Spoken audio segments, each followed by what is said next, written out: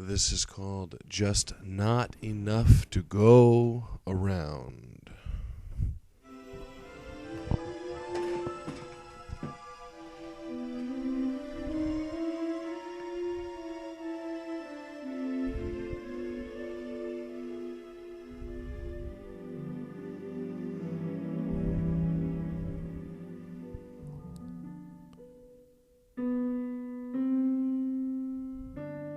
Barney.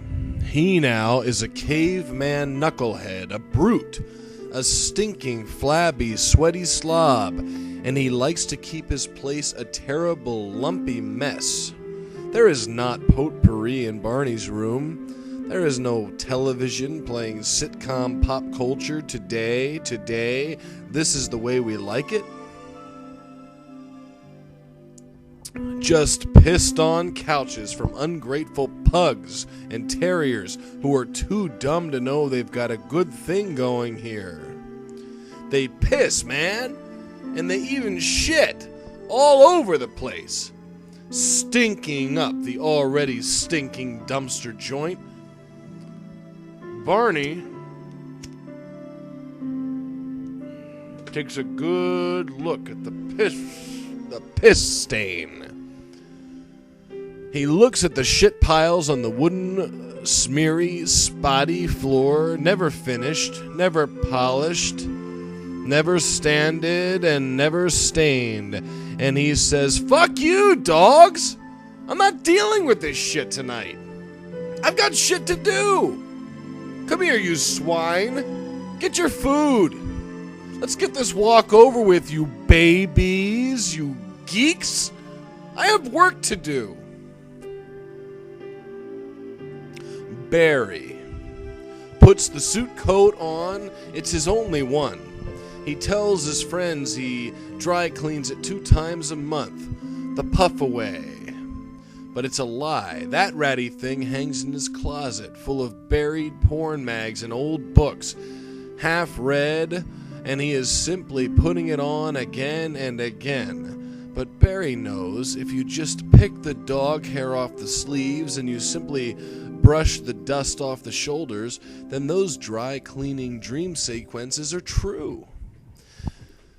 Barry, well, he's just hanging on, Daddy, just hanging on. But he makes the daily escape into the crap-cluttered car and he drives smooth and blank, and he slightly buzzed on caffeine overdose, just stopping short of an exploding heart. And when he gets there, it all changes.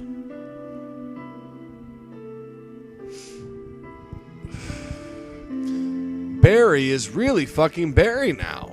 Barry is known well and revered. Barry is a good guy and a funny guy. He's cute and he's clever. The girls in the kingdom, the shitty kingdom, a hollow excuse for the kingdom he shot for, but today's palace anyway. And the girls, they kind of like Barry. They kind of look at him and are sort of intimidated. Well, no, not scared or worried, but they sort of pay attention to the lumbering, charismatic ogre, and they pay him his respects. The other jailed, cuffed, chained travelers exchange laughs and anecdotes with Barry, and he smiles, that practiced picture grin, the one that he worked so hard on and perfected so he could win, at least in the photographs.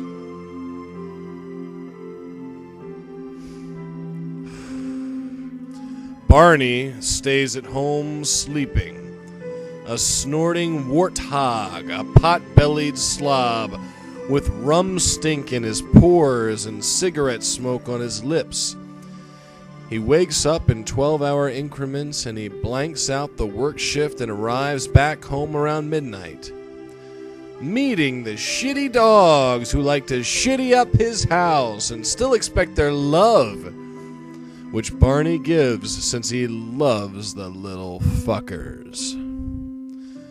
Barney sits down, not yet drunk, but making the first one the hardest, half full with the clear water spike job, and he muddies the rest with a cola twist, sometimes a lemon breath, and he drinks it quickly, letting the buzz take him forward.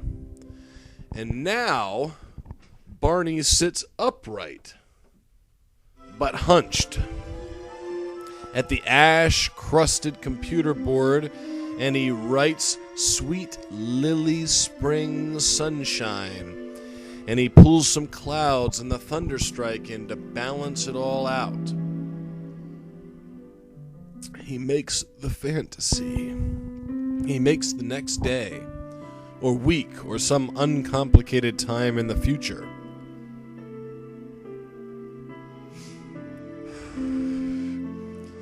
Barney also plans the pretty things that Barry will say the very next day when it's his turn to take over and do the lighter side of their business.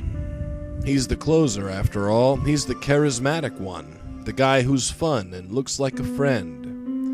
And Barry will do his part like a good soldier. But in the nighttime honesty, he will thank Barney quietly and say, I couldn't do any of it without you. And he'll mean it.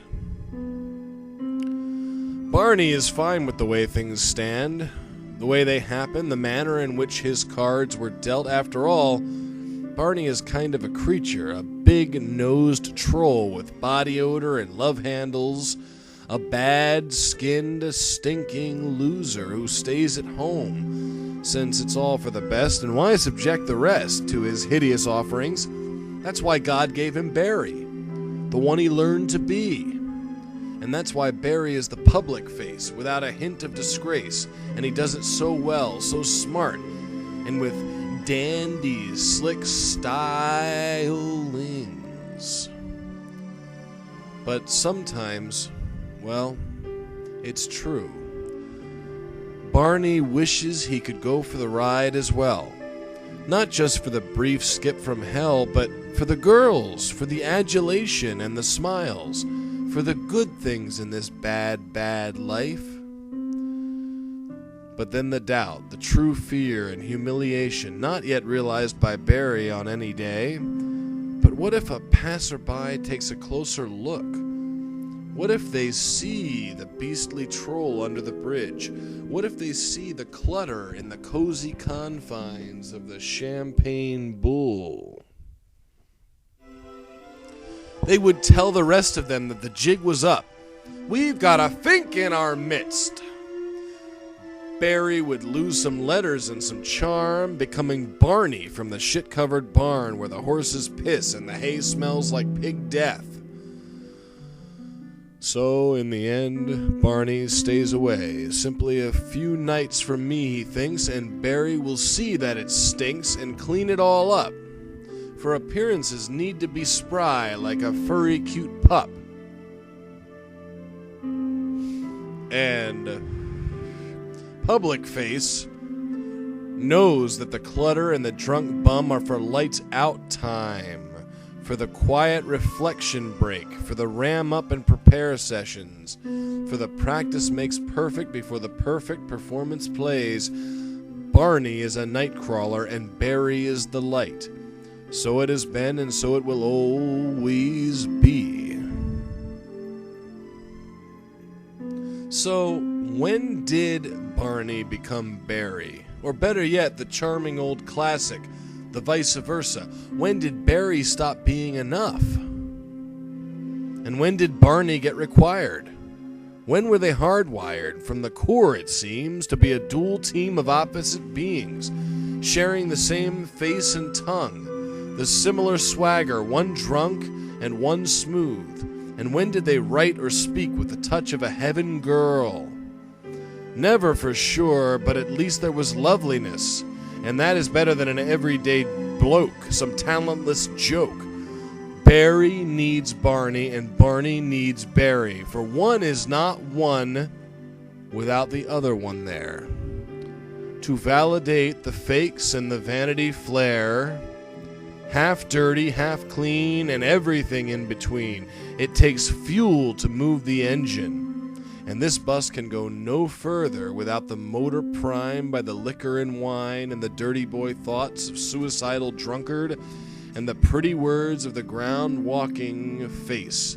Two men is one, nothing ever is done, because there's just not enough to go around.